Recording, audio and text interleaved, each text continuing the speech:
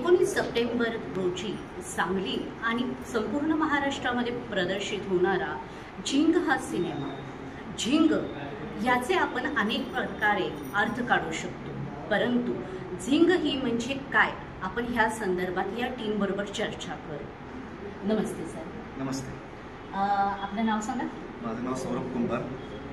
ह्या सिनेमामध्ये आपण काय रोल करताय किंवा काय आहे जरा सांगा। मी या सिनेमामध्ये मुख्य भूमिका करतो, किसना नावाचं, आणि त्यासोबतच मी एक निर्माता पण आहे या फिल्मचा। मी आणि माझे पार्टनर दीपक पेटकर दोघं प्रोड्यूस करतो आणि यात किसना नावाचं कॅरेक्टर करतो। किसना हे कॅरेक्टर करताना तुम्हाला कसं वाटलं? माझी बघायला गेलं तर एक पहिलीच फिल्म आहे माझी ॲज अ लीड, तर टेन्शन परत स्ट्रेस हे गोष्टी होतीच, छोटा शेती याचं ते रुटीन लाईफ। ज्या वेळेस तुम्ही हा सिनेमा स्वतः तयार करायला गेला तेव्हा अनेक अडचणी तुमच्या समोर आलेल्या असते, तर अशी एखादी काही अडचण सांगू शकाल की ज्यामधून तुम्ही आणि तुमचे सहकारी हे सगळ्यांनी मिळून एकमेकाला साथ दिल्यानंतर तुम्ही ह्यामधून बाहेर निघाला? अडचण तर खूप मोठी, म्हणजे पहिलं शेड्यूल 2023ला सुरू झालं, तर 11 दिवसाचं शेड्यूल होता, त्यानंतर फिल्म थांबली आणि त्यानंतर एक वर्षानंतर परत आम्ही रिशूट केलं फिल्म, तर तो एक वर्षाचा प्रवास खूप कठीण होता, त्यांच्यामुळं मी हे फिल्म पूर्ण करू शकलो। आपण एक आव्हान काय कराल सांगलीमधल्या किंवा संपूर्ण महाराष्ट्रातल्या जनतेला की ह्या सिनेमाबद्दल तुमचा सिनेमा आम्ही का बघावा, या संदर्भात तुम्ही काय सांगू शकाल? चित्रपटाबद्दल सांगायचं झालं किंवा तुम्हाला एक आवाहन करतो की चित्रपट आपल्या मातीतला आहे, लोककला आधारित पिक्चर आहे, लोककला लावणी। ह्या फिल्ममध्ये तुम्हाला 8 गाणी बघायला मिळणार आहेत, जेणेकरून त्यामध्ये लावणी, गण, गोंधळ, नांदी हे प्रकार एक म्युझिकली बंच आहे, तर तुम्हाला यात बघायला मजा येईल आणि मी तुम्हाला याची गॅरंटी देतो की तुम्हाला पिक्चर बोर नाही होणार आणि नक्की आवडेल। तुम्ही हा लावणीवरतीच पिक्चर करायचं म्हणजे का ठरवलं? म्हणजे एवढ्या ज्वलंत विषय असताना तुम्ही हाच विषय का घेतला? तर आता बघायला गेलं तर बऱ्याच इंडस्ट्रीमध्ये, फिल्म इंडस्ट्री साऊथ असू दे, हिंदी, त्यांच्या लेवलला ते त्यांचेच मातीतले पिक्चर बनवतात आणि ते लोकांना आवडतात त्यांचे। मग आमचं असं झालं की पूर्ण टीमच्या मताने एक झालं की आपण पण एक आपल्या मातीतला पिक्चर बनवू। पहिलाच फिल्म बनवतोय तर लव ॲक्शन हे न करता आपण एक आपल्या मातीतला पिक्चर बनवू, जेणेकरून लोकांना आवडेल आणि तुम्ही नक्की बघा, 21 तारखेला नक्की बघा आणि आम्हाला कळवा कसं वाटली फिल्म। धन्यवाद। थँक्यू। नाण्याचा 2 बाजू असतात, तसंच आहे फिल्ममध्ये आपण एक पात्र साकारतो आणि ते आपण ऑडियन्सला दाखवण्याच्या गोष्टी वेगळ्या असतात, आणि रिअल लाईफमध्ये ज्यावेळी आपण हिरोला खूप स्ट्रगल असतो, हिरोला खूप त्रास असतो आणि त्याच्या सगळ्या गोष्टी फेस केल्यानंतर मग तो हिरो म्हणून म्हटला जातो। तसंच आहे आमचं, ज्यावेळी आम्ही झिंग फिल्म करायचं ठरलं, आमचं शेड्यूल थांबलं, त्यानंतर 1 वर्षानं आम्ही पुन्हा स्ट्रगल करून फिल्म तयार केली। आमची झिंग होती, जिद्द होती, आम्हाला करायचं होतं। खूप प्रॉब्लेम्स आले, प्रत्येक प्रॉब्लेम फेस करत करत आम्ही इथंपर्यंत आलो। आज पूर्ण महाराष्ट्र फिल्म रिलीज आहे 19 सप्टेंबरला, तो प्राऊड फील आणि भारी वाटते। एखादी गोष्ट आपण थांबलेली ती आपण केली आणि ती आज लोक बघणार आहेत आणि त्यांचा प्रतिसाद आपल्याला येणार आहे, भारी वाटते। तुम्ही तुमच्या भाषेत असे सांगा की तुमचा हा सिनेमा प्रेक्षकांनी का बघावा? प्रेक्षकांनी आवर्जून बघितलाच पाहिजे। मग अशी सौरभ जसा बोलला की साऊथ इंडस्ट्री असू दे, कर्नाटक असू दे किंवा कोणतीही इंडस्ट्री असू दे, आपल्या मातीशी त्यांनी नाळ जोडली, त्यांचे कल्चर त्यांनी दाखवले। मग आपल्या महाराष्ट्राची नाळ तमाशाशी जोडलेली आहे, महाराष्ट्राची लोककला जपणारा सिनेमा आहे। तमाशा म्हणजे परंपराने चालत आलेली, पिढ्यानपिढ्या चालत आलेली आपल्या इथं आहे। सो त्या गोष्टी आम्ही जशा तशा आहेत, ज्या गोष्टी आहेत तमाशात तसं दाखवण्याचा प्रयत्न केला आहे। सो माझं महाराष्ट्रातल्या सगळ्या जनतेला एक आव्हान आहे की आपल्या महाराष्ट्राशी नाळ जोडलेला हा सिनेमा आहे, महाराष्ट्राच्या मातीत बनलेला आहे, आपली कला जपणारा सिनेमा आहे। सो प्लीज तुम्ही जाऊन थिएटरमध्ये बघा आणि आम्हाला तुमच्या प्रतिक्रिया द्या। ह्या सिनेमामध्ये गाण्या ज्यांनी तयार केलेली आहे ह्यांच्याशी आपण बोलू आणि जे सांगलीचे आहेत, सांगलीच्या मातीत घडलेले जे आहेत ह्यांच्याशी आपण चर्चा करू। आपलं नाव सांगा। नमस्कार, मी शुभम चौधरी। आपण सांगलीचे आहात, आजपर्यंत आपण सांगलीमध्ये अनेक सिरियल किंवा अशामध्ये काम केलेलं आहे, तर एखाद दुसरा अनुभव सांगू शकाल ह्या पिक्चरच्या अनुषंगाने? सिनेमाबद्दल खूप मजा आली सिनेमा करताना, कारण आधी छोटे छोटे कामं करत आलो आहे सिरियलमध्ये किंवा सिनेमामध्ये, असं पहिल्यांदाच म्हणजे मुख्य पात्र पहिल्यांदाच साकारतो, म्हणजे सहाय्यक भूमिका किंवा थ्रूआउट कॅरेक्टर असतं.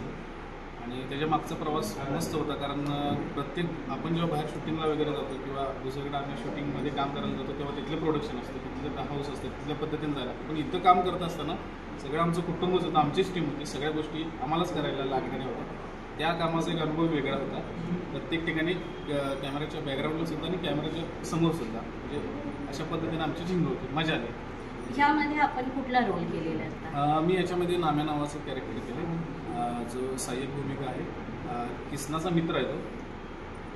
प्रत्येकाची झिंग आहे, त्याची एक झिंग आहे, म्हणजे साधा आहे तो, भोळा आहे, त्याला प्रत्येकाला मदत करणार आहे, प्रत्येक गावासाठी काहीतरी करू पाहणार आहे. स्वतःचं त्याला काही पडलेलं नाही, कुठलाही स्वार्थ नाही, कुठलाही स्वतःचा स्वार्थ नाही. तो पळतो ना, मी त्याच्यासाठी पाहणार. असे सुद्धा समाजात लोक असते, स्वतःसाठी नाही करत पण दुसऱ्यासाठी करून त्या गोष्टीतनं त्यांना आनंद मिळतो. मित्रासाठी करणं ही त्याची झिंग आहे, किसनाची पण काहीतरी झिंग आहे. अशा पद्धतीचा हा नाम आहे आणि हसत खेळत आहे, सगळ्यांशी व्यवस्थित वागणारा, मनात कपट कारस्थान नसलेला बिनधास्त असा हा नाम्या तुम्हाला ह्या झिंग पिक्चरमध्ये पाहायला मिळेल. जसं ह्या सिनेमामध्ये नाम्या हे कॅरेक्टर तुम्ही करताय, तसं रिअल लाईफमध्ये ज्यावेळेस या सिनेमा तयार करताना तुम्हाला अडचणी आल्या त्यावेळेचा एखादा कुठला अनुभव सांगू शकाल? हां, म्हणजे तसे अनुभव बरेच आहेत. म्हणजे पूर्ण पिक्चर प्रोसेस बनण्यापासून सगळे अनुभव आहेत. मी मोहन सर, सौरभ सर, आम्ही सगळे एकत्रच करतो.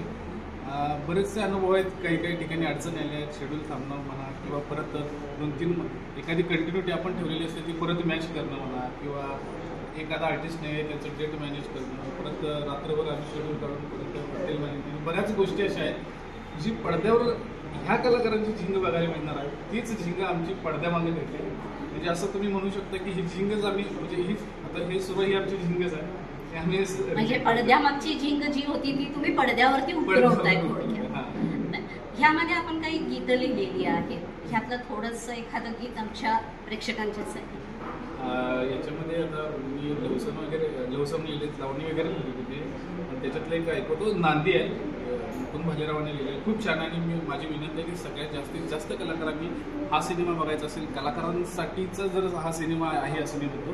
त्यांनी एक नांदी लिहिलेली आहे, त्याच्यातलं एखादं वाक्य म्हणतो, हे नटनागर श्री नटराया द्यावे आशीर्वचन स्मरता स्मरशी वंशावरती अवतरावे होऊन स्फुरण अंगले पुनी रोज मुखावर सुख सुखाची करतो उधळण. जर तुम्ही म्हणताय हा सिनेमा का बघायचा, माझी एक इच्छा आहे की तमाशा कलाकारांसाठी तर आहेच, आणि बऱ्याच वर्षानंतर हा तमाशा करतो, 10-15 वर्षानंतर हा सिनेमा येतो. याच्यात तुम्हाला नांदी बऱ्याच वर्षानंतर मी तर ऐकले, मी असं माझा सिनेमा म्हणून म्हणत नाही, नक्की ऐका, नांदी तुम्हाला बघायला मिळणार आणि कलाकारांनी हा सिनेमा बघावा अशी माझी मनापासून इच्छा आहे. 19 सप्टेंबरला. धन्यवाद. थँक्यू. ह्या सिनेमामध्ये अभिनेत्रीचा रोल केलेल्या आपल्या लाडक्या अभिनेत्री आहेत आपल्याबरोबर, आपण त्यांच्याशी चर्चा करू. आपलं नाव आहे? माझं नाव तेजल सुदे. मॅडम, आपण प्रॉपर कुठले आहात? मी प्रॉपर सातारची. ह्यापूर्वी आपण काही पिक्चर किंवा सिरियलमध्ये काही रोल केलेले आहेत? बाळूमामाच्या नावानं चांगलं भलं, आई माझी काळूबाई, देव माणूस, घेतला कसा टाकू नको, म्हणजे लोककले आधारित जे काही सिरियल आहे त्याच्यामध्ये मी काम केलेलं आहे. आणि सांगायला आनंद होतो की अमृता खानविलकरचा जो चंद्रमुखी हा चित्रपट आला त्याच्यामध्ये मी सुंदरा नावाचं कॅरेक्टर केलं होतं. आणि आता त्याच्यानंतर परत मी लावणीचा चित्रपट केला आहे, तो म्हणजे हा झिंग. आता सध्याला नवीन युवा पिढीला तमाशा ह्या गोष्टीपासून खूप लांब गेलेली आहेत. आता त्यांना काहीतरी वेगळं हवं आहे. अशा परिस्थितीमध्ये तुम्ही एक लावणी सम्राज्ञी किंवा तमाशा ह्यावरती सिनेमा करताय, तर तुम्हाला हा सिनेमा करताना काही त्रास किंवा असं काही झालं का? नाही, हा चित्रपट करताना तर मला कोणताच त्रास नाही झाला, कारण हा माझ्या आवडीचा चित्रपट आहे. कारण लावणी मला फार आवडते, मी लहानपणापासून करते. माझं बेस जो आहे तो लोककलेचा आहे. मी भरतनाट्यम विशारद आहे, त्यामुळे मला डान्स रिलेटेड, नृत्य रिलेटेड सगळ्या गोष्टी आवडतात. त्यामुळे हा चित्रपट करताना मला कोणताच प्रॉब्लेम नाही आला. बाकी मला या टीमनी सगळ्यांनी सांभाळून घेतलं. इव्हन आमचे दिग्दर्शक असतील अमित कोळी, त्यांनी पण मला बऱ्याच गोष्टी शिकवल्या. नृत्य दिग्दर्शक आशिष पाटील, त्यांनी मला कॅमेऱ्यावरती कसा डान्स करायचा असतो, कसं एक्सप्रेशन द्यायचे असतात, म्हणजे हावभाव कुठे कसे पाहिजे त्या सगळ्या गोष्टी त्यांनी अगदी म्हणजे की लहान लेकरू कसं आपलं घडवत असतो, म्हणजे की कुंभार मातीला आकार देऊन ते छान मडकं तयार करतं तसं त्यांनी मला तयार केलं. ह्या पूर्ण सिनेमामध्ये असा एखादा कुठला शॉट होता की जो करताना तुम्हाला भीती वाटली किंवा मला होईल का नाही असं वाटलं, असं काही आहे? एक सीन आहे, म्हणजे मी पहिल्याच दिवशी आले सेटवरती आणि माझा पहिला सीन होता की मला सांगितलं की तुला ते घुंगरू हातात घेऊन रडायचं आणि मला असं झालं की सर याच्या मागची बॅक स्टोरी काय, म्हणजे मला त्या सीन रिलेटेड काहीच कल्पना दिली नव्हती. तो ऑन दी स्पॉट सीन झाला आणि मला असं कळलं की फक्त रडायचं. पण जेव्हा मी ते घुंगरू हातात घेतले तेव्हा माझ्यासमोर नटराजाची मूर्ती होती आणि मी एवढ्या सगळ्यांना बघून इतके घाबरले होते, तर त्याच्यामध्येच मला ते पटकन रडायला आलं, कारण हे सगळ्यांच्या नजरा माझ्याकडे होत्या. कारण पहिल्या दिवसाचा पहिला सीन होता, म्हणजे मी लोकांसमोर पहिल्या दिवशी जे काही दिसत, म्हणजे first impression is a last impression. So मला असं होतं की नाही, पहिला सीन आहे आपल्याला मस्तच द्यायचा, पण त्या सीनला मला फार भीती होते आणि घुंगरू हातात असताना रडणं आणि पुढे नटराजाच्या मूर्तीला बघणं हे म्हणजे फार भीतीदायक होतं त्यावेळेस माझ्यासाठी. आपण प्रेक्षकांच्यासाठी काय सांगाल की त्यांनी हा सिनेमा का बघावा? मी प्रेक्षकांना हेच सांगेन की आत्ता आपली लोककला कुठेतरी गमवतोय आपण, किंवा आपण लोककला विसरत चाललोय. म्हणजे लावणीला पण आज आपण लावणी या अर्थाने शृंगारिक लावणी म्हणून बघत नाही, त्याचं काय म्हणू शकतो आपण की एक वाईट नजर झाली आहे त्या लावणीकडे. पण आम्ही हे सगळं जपून ठेवलं आहे. कोणाला आजकाल गण माहीत नाही, गवळण माहीत नाही, नांदी माहीत नाही, लोक विचारच करत नाहीत ह्या गोष्टींचा की हे नक्की काय आहे, ही लोककला काय आहे. त्यांना असं वाटतं की ह्या डीजेवरती गाणी वाजली हेच आहे आपलं. पण हे असं नाही आहे. तर ही लावणी पण लिखाण जे केलेलं आहे, ऐवज माझा लाखाचा, म्हणजे काय आहे एका स्त्रीचा ऐवज आणि तो कसा दिसतो, हा कुठला शृंगार आहे तो, ह्या सगळ्या गोष्टी आम्ही या चित्रपटामध्ये दिलेल्या आहेत. मी प्रेक्षकांना हेच सांगेन की आम्ही लोककला जपण्याचा प्रयत्न करतोय, आम्ही आमची माती दाखवण्याचा, म्हणजे आपली माती दाखवण्याचा प्रयत्न करतोय. तर ती तुम्ही नक्की जाऊन चित्रपटगृहामध्ये बघा 19 सप्टेंबरला. झिंग म्हणजे एक नशा.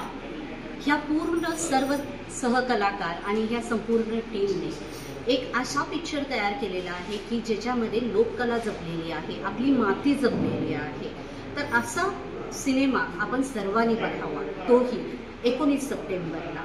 अमन एक्सप्रेस न्यूज चॅनलसाठी मी तस्लीम.